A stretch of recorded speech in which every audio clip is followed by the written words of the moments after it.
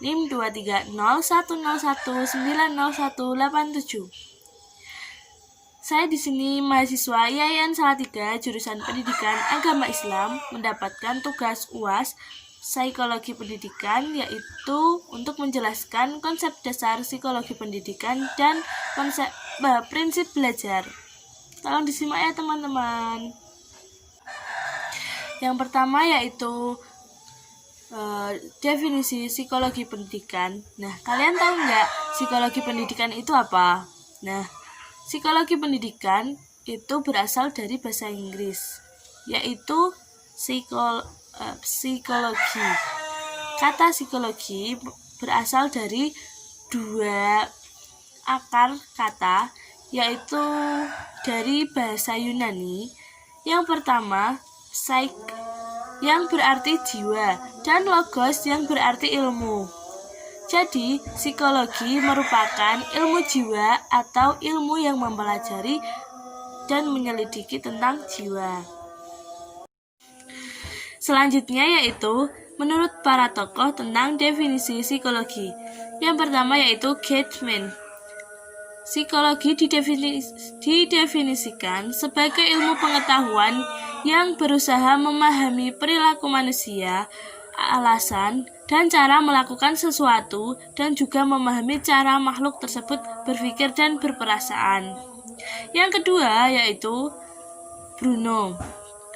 Membagi pengertian psikologi dalam 3 bagian yang ada prinsip saling berhubungan.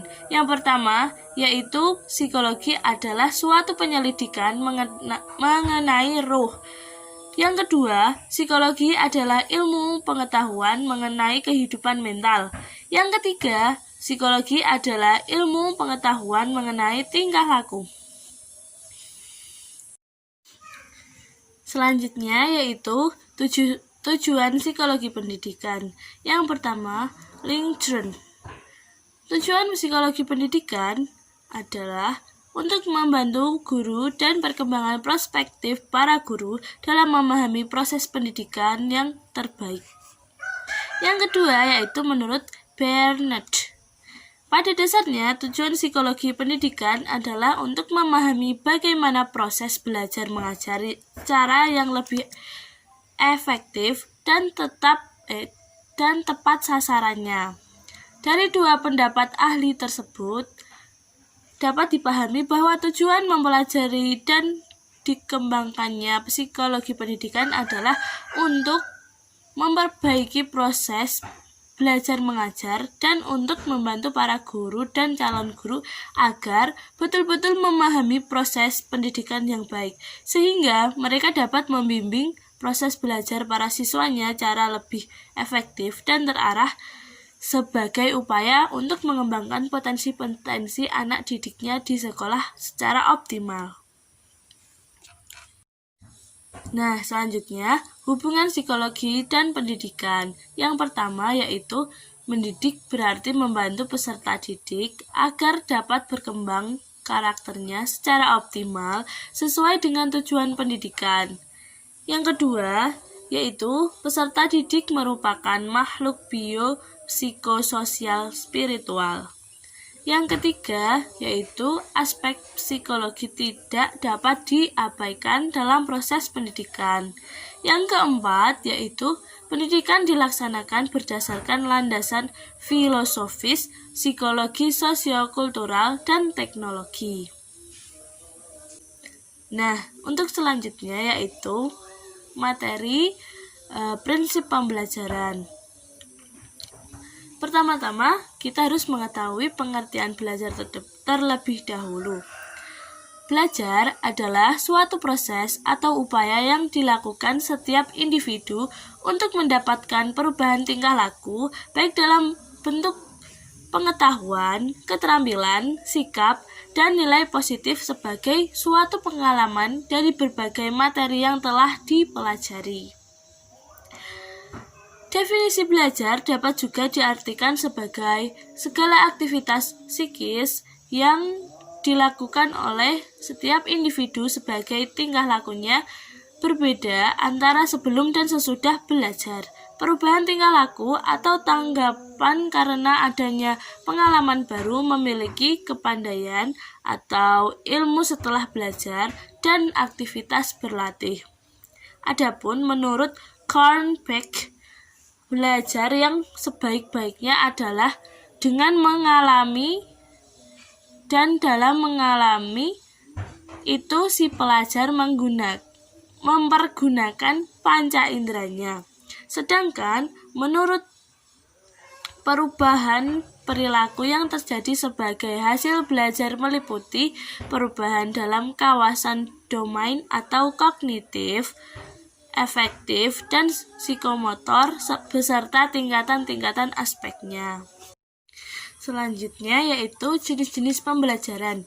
Yang pertama yaitu belajar isyarat atau signal learning. Ternyata tidak semua reaksi spontan manusia terhadap stimulus sebenarnya tidak menimbulkan respon. Dalam konteks inilah signal learning terjadi. Yang kedua yaitu belajar stimulus respon. Tipe ini memberikan respon yang tepat terhadap stimulus yang diberikan. Reaksi yang tepat diberikan penguatan atau reinforcement, sehingga terbentuk perilaku tertentu atau shaping. Yang ketiga yaitu belajar merantaikan, yaitu merupakan belajar dengan membuat gerakan motorik sehingga akhirnya membentuk rangkaian gerakan dalam urutan tertentu.